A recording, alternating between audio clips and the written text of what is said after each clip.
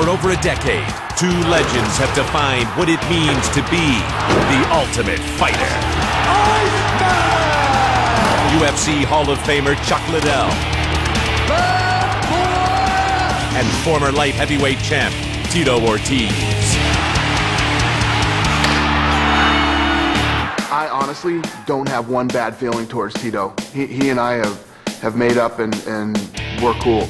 But Chuck and Tito still do have bad feelings with each other and don't like each other. I'm a better coach, and at the end of the season, I'll show that I'm a better fighter. The guy is a complete doorknob. Now, their epic feud becomes a war. 28 middleweights will have to fight their way onto Team Liddell or Team Ortiz to get a shot at becoming the ultimate fighter.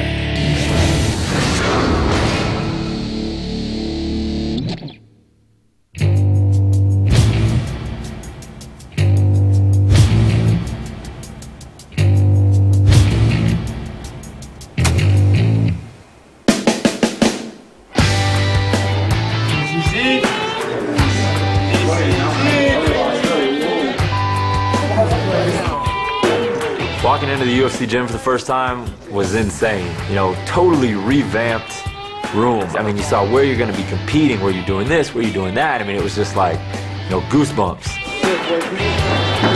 Where's the disco ball? The UFC training facility is the I mean, you got the weights, the punching bags. I mean, it's a dope facility. All right, guys, let's line it up on the mat. When Dana and Tito and Chuck walked into the gym today, you know, you feel it in your stomach, you know, and I'm ready to go, man. Put me in the cannon and shoot me. All right, gentlemen, welcome to the UFC Training Center, the new and improved UFC Training Center. Obviously, you know your coaches, Tito Ortiz and Chuck Liddell, not only two of the most famous fighters in UFC history, but two of the best fighters in UFC history. And they're both fired up and ready to train you guys and get you some wins and find out who's going to be the next Ultimate Fighter. And this year, we're actually doing something a little different. We're going to have a wild card. And what that means is there's 28 of you guys, okay? 14 will get into the house. After the first 7 preliminary fights, the coaches and I will choose 2 guys who we think deserve a second shot. And those 2 guys will take each other on in the wild card fight. The winner will get the 8th spot in the quarterfinals. So this is the opportunity of a lifetime. Do not blow it. Go in there and give it everything you've got. Do not leave it in the hands of the judges or the referees. Don't let that happen to you tomorrow. Don't do it. You're going to be riding that van on your way back to the airport going, what did I do? Why didn't I punch? Why didn't I kick? Why didn't I just let my go? And you have to go home, sit around miserable for the next month thinking about how you blew your shot. Don't be that guy tomorrow, all right? You ready?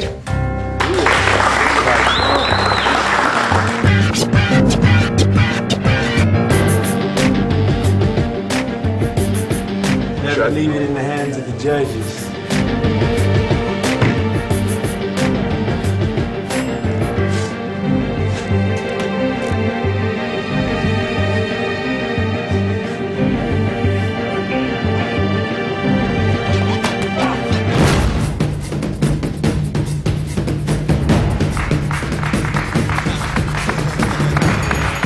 I'm not too worried. This is something I've been waiting on for a really long time, so now that it's here, it's just a matter of catching the wave and riding it. You know, I'm gonna be in the finale, and it's just a matter of when it happens.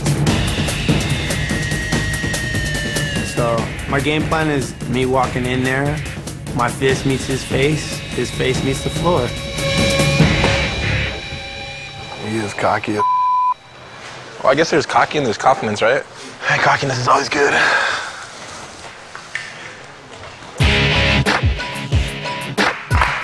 My name is Ben, the Hebrew Hammer Stark. I'm 27 years old. I was raised an Orthodox Jew. Pretty sure no one here is even Jewish, let alone Orthodox. But yeah, I came up with the curly payas and the little tsetse threads out my shirt. They matched me up with Jamie Yeager. Don't know a lot about him, so bring him on. See what happens. All right, this fight is 2 5-minute rounds. If at the end of the 2nd round the judges declare it a draw, we go to sudden victory. The winner of that round wins the fight. Good luck, guys. Go guys, put on a show.